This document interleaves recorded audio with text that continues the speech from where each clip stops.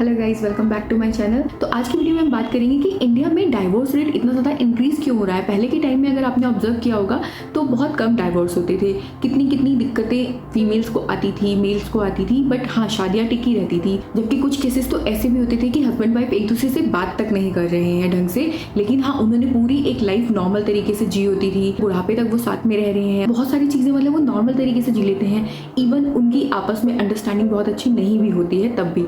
तो ऐसा क्या चेंज आया है आज के टाइम में? डिवोर्स फाइलिंग के केस हैं वो बहुत ज़्यादा इंक्रीज हो गए हैं पहले के कंपैरेटिवली। अगर हम वर्ल्ड वाइड बात करें तो रशिया का जो डाइवोर्स रेट है वो अराउंड 60% है। उसके बाद सेकंड नंबर पे आता है यूएसए, जहाँ पर अराउंड 45 to 50% है। उसके बाद यूके को हम कंसीडर अगर करें तो वहाँ पर 42 से 44% के अराउंड डाइवोर्स रेट है। एंड देन चाइना, जहाँ पर 38 से 40% तक जो है डाइवोर्स रेट है। इंडिया की अगर हम बात करें तो यहाँ पर आज की डेट में 1.1% डाइवोर्स रेट है। और अगर हम पिछले 10 साल का डेटा उठा के देखिए 2013 से 15 के अराउंड का, तब जो डाइवोर्स फाइलिंग रेट था वो 0.8% था।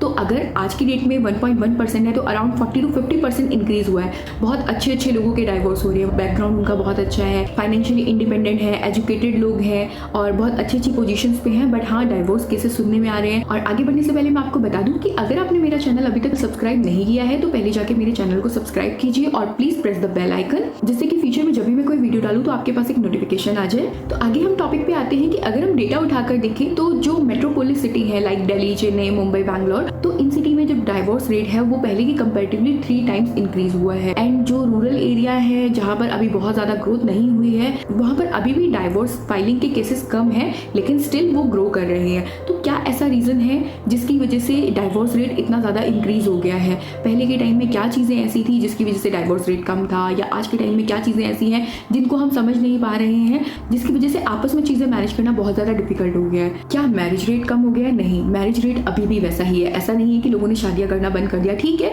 लोग शादी करने से डर रहे हैं, लेकिन एक टाइम के बाद वो लोग शादी करने के लिए अग्री कर जा रहे हैं। लोग अपने करियर को टाइम दे रहे हैं, एजुकेशन को टाइम दे रहे हैं, उसके बाद अपनी फाइनेंशियल इंडिपेंडेंसी के लिए वो अपने फ्यूचर को प्लान कर रहे हैं, तो उन चीज़ों को टाइम दे रहे हैं। उसके अलावा बहुत सारी ऑनलाइन डेटिंग ऐप्स वगैरह अवेलेबल हैं, तो जिसकी वजह से शादियाँ जो हैं वो काफ़ी डिले हो जा रही हैं। शादी के बारे में सोच रहे हैं लोग, काफ़ी सारे केसेस सुनने में आ रहे हैं, तो लोगों को डर लग रहा है कि शादी निभेगी नहीं निभेगी, लेकिन इन दी एंड लोग कर रहे हैं। अगर हम रिसेंट ट्रेंड की बात करें तो मोस्टली पीपल आफ्टर 30 जो है वो मैरिज कर रहे हैं। Late marriages, love marriages, intercaste marriages, इनका ट्रेंड पहले के कंपैरेटिवली काफी इंक्रीज हुआ है। अरेंज मैरिज का जो सक्सेस रेट है वो काफी ज्यादा डिक्रीज हुआ है पहले के कंपैरेटिवली, और डाइवोर्स के बाद सेकंड मैरिजेस जो है वो काफी ज्यादा इंक्रीज हुई हैं। तो इन सब के पीछे रीजन क्या है, ये सब क्यों हो रहा है? सबसे बेसिक रीजन जो है वो आज के टाइम में लोग कंपैटिबिलिटी को प्रेफरेंस दे रहे हैं।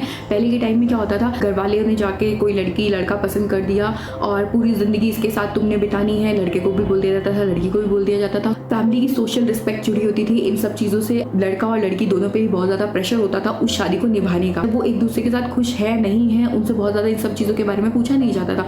लेकिन आज के टाइम में अगर हम देखें तो कंपैटिबिलिटी और मेंटल पीस को काफी ज्यादा प्रायोरिटी दे रही है आज की जनरेशन। आज की जनरेशन शादी करने से पहले भी अपनी कंपैटिबिलिटी मैच करती है कि ठीक है इस इंसान के साथ मुझे पूरी लाइफ बितानी है। पहले के टाइम में इतना ज्यादा लोगों को दिमाग लगाने का ऑप्शन ही नहीं दिया जाता था। आजकल की जनरेशन मोस्टली एजुकेटेड है, लड़के भी और लड़कियां भी, तो वो अपनी कंपैटिबिलिटी देखते हैं कि हमारी इस इंसान के साथ आगे की लाइफ बिताना इजी है, डिफिकल्ट है, कैसे चलेगी कैसे नहीं चलेगी। उसके अलावा मेंटल पीस को भी वो प्रेफरेंस देते हैं। तो ऐसा नहीं है कि बीवी पिटती रहेगी, ताने खाती रहेगी और घर में जीती रहेगी क्योंकि उसके पास कोई और ऑप्शन नहीं है। फीमेल्स इंडिपेंडेंट है तो वो खुद से अपने लिए काफी सारी चीजें कर सकती हैं। प्लस मेल के पास भी ये ऑप्शन है। पहले के टाइम पे मेंटल प्रेशर, फाइनेंशियल प्रेशर सारा मेल के ऊपर होता था। आज के टाइम में वो भी अपनी कंपैटिबिलिटी देख रहे हैं कि वो साथ में उनके कंधे से कंधा मिलाकर चल सकती है नहीं चल सकती है।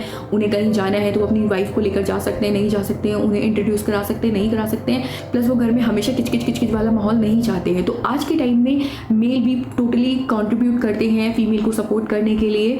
तो इसलिए वो देखते हैं कि उनकी कंपैटिबिलिटी मैच हो रही है नहीं हो रही है, मेंटल पीस है या नहीं है रिलेशनशिप में। तो दोनों के लिए ही, फीमेल के लिए भी और मेल के लिए भी बहुत इंपॉर्टेंट हो गई है ये दो चीजें, कंपैटिबिलिटी और मेंटल पीस। तो इस वजह से उनकी शादी भी डिले हो रही है क्योंकि एक परफेक्ट मैच को ढूंढने में टाइम लगता है और उसके बाद सारी चीजें मैच होना बहुत ज्यादा डिफिकल्ट होता है। तो वो कुछ चीजों में हाँ कॉम्प्रोमाइज करते हैं, बट हाँ इतना कॉम्प्रोमाइज नहीं करते कि मेंटली वो उस चीज से सफर करे। मतलब ऐसा नहीं है कि मेल या फीमेल को बहुत ज्यादा डिप्रेशन हो गया और उनको रिश्ता निभाना ही निभाना है। तो आज के टाइम में वो अपनी लाइफ को चूज कर सकते हैं कि उन्हें आगे क्या करना है अपनी लाइफ के साथ। इंडियन सोसाइटी में मोस्टली शादियां जो होती थी वो अरेंज मैरिज होती थी, तो फैमिली का बहुत ज्यादा प्रेशर होता था उस शादी को सक्सेसफुल बनाने के लिए। मतलब फैमिली पूरा एफर्ट लगाती थी। आजकल के टाइम में जब लड़का लड़की खुद से सेलेक्ट करते हैं तो फैमिली भी बहुत ज़्यादा प्रेशर नहीं लेती है, और इनफैक्ट वो अपने बच्चों को खुद बोलती है कि अगर तुमको कोई प्रॉब्लम आ रही है तुम आके हमें बताओ। क्यों? क्योंकि वो उस फेज से गुजरे हुए हैं। उनमें से कई सारे पेरेंट्स ने खुद भी उस चीज़ को झेला हुआ है, उस ट्रॉमा को सहा है और बहुत ज़्यादा डिप्रेशन को झेला है, तो उन्हें पता है कि उसकी वजह से क्या क्या दिक्कत आई। तो वो अपने बच्चों को उन चीज़ों के लिए सपोर्ट करें कि अगर तुम्हें कहीं कोई प्रॉब्लम आ रही है, कहीं कोई दिक्कत आ रही है, तो या तो बैठ के डिस्कस करो, उन चीज़ों को क्लियर करो,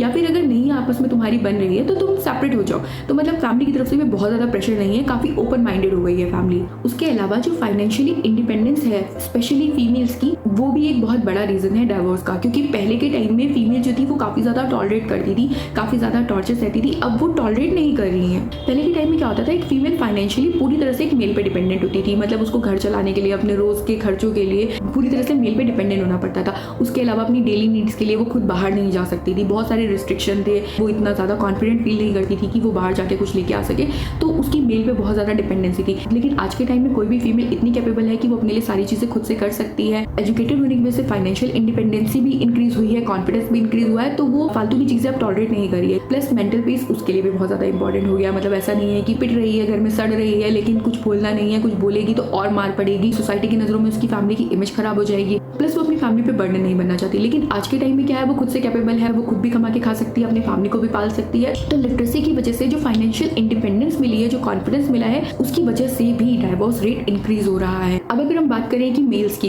लिए मेंटल पीस बहुत ज़्यादा इंपॉर्टेंट हो गया है। अब उनको भी ऐसा नहीं चाहिए कि फाइनेंशियली पूरी तरह उनकी वाइफ या उनकी फैमिली उन पर ही डिपेंडेंट रहे। उनका मन करे तो वो जॉब चेंज कर सकते हैं, उनका मन करे तो वो जॉब छोड़ सकते हैं। तो उतनी ज़्यादा फाउंडेशन वो नहीं चाहते हैं कि मतलब पूरी तरह से चीज़ें मेरे पे डिपेंडेंट रहे। जैसे कि पहले के टाइम पे रहता था कि फीमेल की अगर कोई नीड है तो वो उसका हस्बैंड ही पूरी करेगा।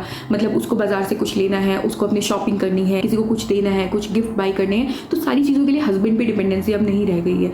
तो अगर आज के टाइम में भी कुछ फीमेल्स अगर इस तरह से करती हैं कि फाइनेंशियली वो अपने हस्बैंड पे बहुत ज़्यादा डिपेंडेंसी बना के रखती हैं, तो हस्बैंड को भी वो चीज़ टॉलरेट करने में बहुत ज़्यादा दिक्कत हो रही है, जिसकी वजह से भी डाइवोर्स रेट इंक्रीज हुआ है। इन सब के अलावा जो दूसरा पॉइंट है वो करियर प्रेशर, तो ये भी बहुत इंपॉर्टेंट रोल प्ले कर रही हैं डाइवोर्स रेट इंक्रीज होने में। हर कोई एक बेटर पार्टनर चाहता है कि जो उसके साथ कंपैटिबल हो, उसकी चीज़ों को पूरा कर सके। तो बेटर पार्टनर की जो चॉइस है वो इंक्रीज हुई है, लोगों का मैच्योरिटी लेवल काफ़ी ज़्यादा इंक्रीज हो गया है। लेकिन वो एक्सपेक्टेशन बहुत ज़्यादा हाई हो गई हैं, क्योंकि जब 20-22 ईयर्स की एज में अगर कोई मैरिज के बारे में सोचता है तो उसमें बहुत ज़्यादा दिमाग नहीं लगाना होता, वो इतना ज़्यादा नहीं सोचता है लाइफ को लेकर कि मैंने आगे इस तरह से करना है, इस तरह से करना। उसको बहुत ज़्यादा चीज़ें खुद के बारे में पता भी नहीं होती। लेकिन हाँ, जैसे जैसे 30 की तरफ ग्रो करता है इंसान, तो उसकी लाइफ में काफ़ी सारे एक्सपीरियंस ऐड हो जाते हैं। लाइफ की जो प्रैक्टिकल चीज़ें हैं वो उन्हें फेस कर चुका होता है, तो उसकी जो अपने पार्टनर से है वो एक्सपेक्टेशन काफ़ी ज़्यादा हाई हो जाती है। तो अब वो हायर एक्सपेक्टेशन मीट करना हर किसी के बस की बात नहीं है, तो कहीं ना कहीं उसे कॉम्प्रोमाइज़ करना पड़ता है। अगर वो उसके लिए मैनेजेबल है तब तो शादी आगे चलती है, लेकिन हाँ, अगर वो एक्सपेक्टेशन इतनी ज़्यादा हायर है कि सामने वाला पर्सन अगर वो पूरी नहीं करेगा तो वो रिश्ता आगे नहीं टिक पाता है और आपस में मिसअंडरस्टैंडिंग, कम्युनिकेशन गैप आना स्टार्ट हो जाता है, जिसकी वजह से आगे चलकर डाइवोर्स की सिचुएशन तक आ जाती है। नॉर्मली देखने में आता है कि आजकल मोस्टली हस्बैंड वाइफ जो है वो दोनों ही वर्किंग है, तो दोनों की लाइफ में एक वर्किंग स्ट्रेस है, उसके बाद फैमिली बैलेंस करने का स्ट्रेस है। लड़का लड़की की कोई ऐसी बाउंड्रीज नहीं रह गई हैं कि ये काम लड़कों के लिए प्री डिफाइंड है, ये काम लड़कियों के लिए प्री डिफाइंड है। जैसा कि पहले के टाइम में होता था कि लड़का कमा के लाएगा और लड़की घर संभालेगी। अभी क्या है, दोनों को दोनों चीज़ों में मैनेज करना पड़ता है, तो दोनों को दोनों चीज़ें मैनेज करने में कई बार जगल करना पड़ता है चीज़ों के बीच में। लड़के को लगता है कि मैं तो ज़्यादा काम कर रहा हूँ, या लड़की को लगता है मैं ज़्यादा कर रही हूँ, तो उस वजह से उन दोनों के बीच में एक स्ट्रेस क्रिएट हो जाता है, वर्क लाइफ बैलेंस करना बहुत ज़्यादा मुश्किल हो जाता है। तो ये भी एक रीज़न है जिसकी वजह से डाइवोर्स रेट इंक्रीज हो रहा है। नेक्स्ट पॉइंट हमारा है कि लव मैरिज और अरेंज मैरिज दोनों का जो डाइवोर्स रेट है, जैसे कि लव मैरिजेस में जो डाइवोर्स रेट है वो 15 to 20% है, जबकि अरेंज मैरिज में अभी भी जो डाइवोर्स रेट है वो 5 to 7% है। तो इसका क्या रीज़न है? इसका एक रीज़न तो है, जब वो गर्लफ्रेंड बॉयफ्रेंड होते हैं तो उनकी एक्सपेक्टेशन अलग होती है, उनका लाइफस्टाइल अलग होता है, दोनों एक दूसरे को पैम्पर केयरिंग अलग तरीके से होती है। लेकिन हाँ, जब एज अ हस्बैंड वाइफ वो एक दूसरे के साथ फैमिली ग्रो करते हैं तो उनकी एक्सपेक्टेशन चेंज होती है, उनकी रिस्पॉन्सिबिलिटीज चेंज होती है, उनके रोल्स चेंज होते हैं, तो वो एक दूसरे को हमेशा गर्लफ्रेंड बॉयफ्रेंड की तरह ट्रीट नहीं कर सकते। क्यों? क्योंकि पेरेंटल प्रेशर बहुत ज़्यादा हो जाता है, फैमिली की एक्सपेक्टेशन बहुत ज़्यादा हो जाती है। स्पेशली लव मैरिज में क्या होता है कि फैमिली बहुत ज़्यादा सपोर्ट नहीं कर पाती है। कई बार फैमिली को लगता है कि बच्चों का खुद का डिसीजन है, और कई फैमिली आज भी लव मैरिज के अगेंस्ट होती है, तो वो कहीं ना कहीं प्रॉब्लम क्रिएट करती है कि अच्छा बच्चों का डिसीजन है तो हो सकता है ये गलत हो, तो वो उतना ज़्यादा सपोर्ट नहीं कर पाते हैं। उसके अलावा अगर खुद की कास्ट में अगर आपकी लव मैरिज होती है तो फिर भी एक बार को आपके लिए थोड़ा ईजी हो जाता है, क्योंकि आपको रिचुअल्स पता होते हैं, कई सारी चीज़ें आपके खुद के घर में भी होती हैं, तो आपको बहुत ज़्यादा चेंजेस नहीं करने पड़ते हैं चीज़ों में, और बहुत ज़्यादा ज़्यादा चीज़ों को समझने में टाइम नहीं लगता है। लेकिन हाँ, अगर आपकी इंटरकास्ट मैरिज होती है तो और ज़्यादा प्रॉब्लम आती है। कई बार आपको लगता है कि मतलब बहुत ज़्यादा ही डिफरेंट रूल हो गए हैं और आपको चीज़ें समझने में भी बहुत ज़्यादा टाइम लगता है, तो अंडरस्टैंडिंग बिठाने में बहुत टाइम लगता है। लड़के को लगता है कि मेरी फैमिली मतलब इसको एक्सेप्ट कर ले, लड़की को लगता है मेरी फैमिली इसको एक्सेप्ट कर ले।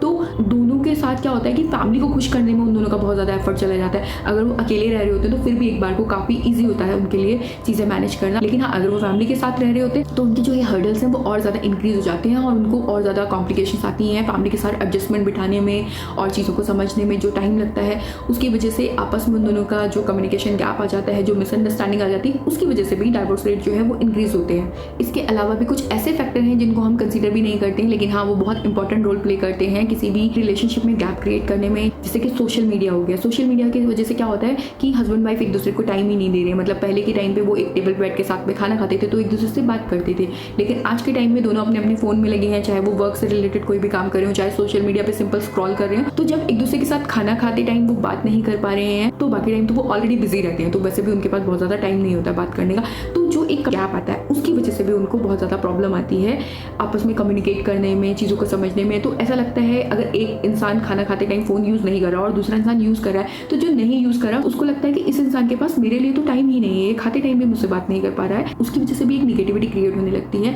जो कि लॉन्ग टर्म में डाइवोर्स का रूप ले सकती है। एंड काफ़ी सारी चीज़ें इजीली अवेलेबल होने की वजह से एक्स्ट्रा मैरिटल अफेयर भी बहुत ज़्यादा इंक्रीज हो रही है। लोगों के लिए बहुत ईजी हो गया है, किसी भी डेटिंग साइट पे जाकर अपना अकाउंट बनाएंगे, किसी से भी चैट करेंगे, जाके मिलेंगे, तो मतलब चीटिंग करना बहुत ईजी हो गया है। तो ये भी वन ऑफ द रीज़न है डाइवोर्स का। आज के टाइम में डोमेस्टिक वायलेंस और लैक ऑफ रिस्पेक्ट भी एक मेजर फैक्टर है डाइवोर्स का। पहले के टाइम में लोग कॉम्प्रोमाइज कर लेते थे, एडजस्ट कर लेते थे, लेकिन आज के टाइम में सेल्फ रिस्पेक्ट और डिग्निटी बहुत ज़्यादा इंपॉर्टेंट हो गई है। अगर मैं अपनी पर्सनल राय दूं तो मुझे ऐसा लगता है कि आज के टाइम में अगर कोई रिश्ता टिका है तो प्यार से भी ज़्यादा इंपॉर्टेंट उस रिश्ते में रिस्पेक्ट होना बहुत ज़रूरी है, क्योंकि अगर उस रिश्ते में रिस्पेक्ट नहीं होगी तो कोई भी उस रिश्ते को बचा नहीं सकता। प्यार और ट्रस्ट होना बहुत इंपॉर्टेंट है, लेकिन रिस्पेक्ट होना उससे भी ज़्यादा इंपॉर्टेंट है। अगर आप उस रिश्ते की रिस्पेक्ट नहीं कर पा रहे हैं तो वो रिश्ता आगे नहीं चल पाएगा और इन दी एंड आप डाइवोर्स के रास्ते पर ही जाएंगे। तो आपको क्या लगता है कि डाइवोर्स लेना एक बुरी चीज़ है? हर सिचुएशन में नहीं। जब रिलेशनशिप टॉक्सिक हो, एब्यूसिव हो या फिर आपका पार्टनर आपके साथ चीट कर रहा हो तो डाइवोर्स एक बेटर ऑप्शन है और ये एक आपकी नई शुरुआत हो सकती है। उसके अलावा जब म्यूचुअल रिस्पेक्ट खत्म हो जाए, आप दोनों के अंदर ही एक दूसरे के लिए रिस्पेक्ट ही नहीं बची है,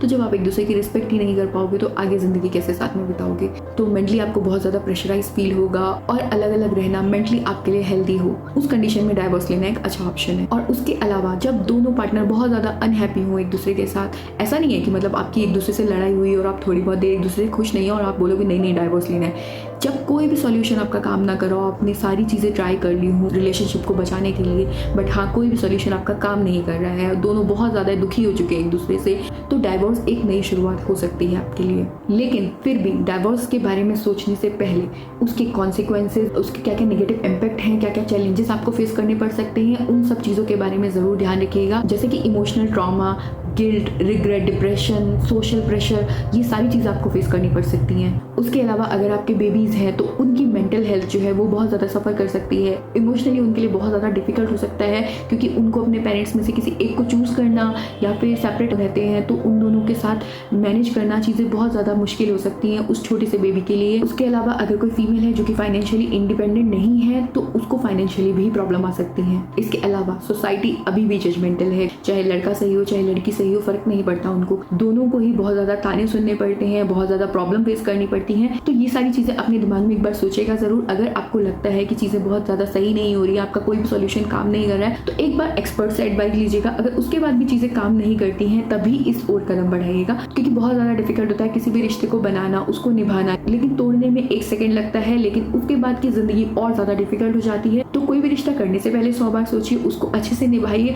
और अगर कहीं पे कोई प्रॉब्लम आती है तो उसको तोड़ने से पहले सोचिए क्या यही आपके पास इकलौता ऑप्शन बचा है, इसके अलावा आपके पास कोई ऑप्शन नहीं है, कोई सॉल्यूशन नहीं है। लेकिन इन दी एंड अगर आपको लगता है यही सॉल्यूशन है तो इस ओर कदम बढ़ाइएगा। अदरवाइज अपने सारे सॉल्यूशन ट्राई कीजिए, जो भी आपके क्लोज हैं उनसे बात कीजिए, तब जाके किसी कंक्लूजन पे पहुंचिए। लेकिन हाँ, पूरी लाइफ आप इस रिश्ते में सफर मत कीजिए। आपको लगता है कि कोई सॉल्यूशन निकल सकता है, बात करना सॉल्यूशन है, किसी एक्सपर्ट से एडवाइस लेना सही है या काउंसलिंग लेना अच्छा है, तो एक बार ये सब चीजें भी ट्राई कीजिएगा। डाइवोर्स एक पर्सनल चॉइस है, लेकिन बहुत ज्यादा इंपल्सिव होकर लेने की जरूरत नहीं है, सोच समझ कर डिसाइड कीजिए कि क्या ये आपके लिए सही चॉइस है या नहीं। अगर आपको ये वीडियो अच्छा लगा हो तो प्लीज लाइक दिस वीडियो, और अगर आपके कोई फ्रेंड्स या फैमिली मेंबर्स या जिनको भी आपको लगता है कि ये वीडियो हेल्प कर सकता है तो उनके साथ इस वीडियो को जरूर शेयर कीजिएगा। और अभी तक अगर आपने मेरे चैनल को सब्सक्राइब नहीं किया है तो फ्यूचर में इस तरह के और वीडियो देखने के लिए मेरे चैनल को जाके सब्सक्राइब कीजिए और प्रेस द बेल आइकन, ताकि मैं फ्यूचर में कोई भी वीडियो अपलोड करूँ तो आपके पास नोटिफिकेशन आए।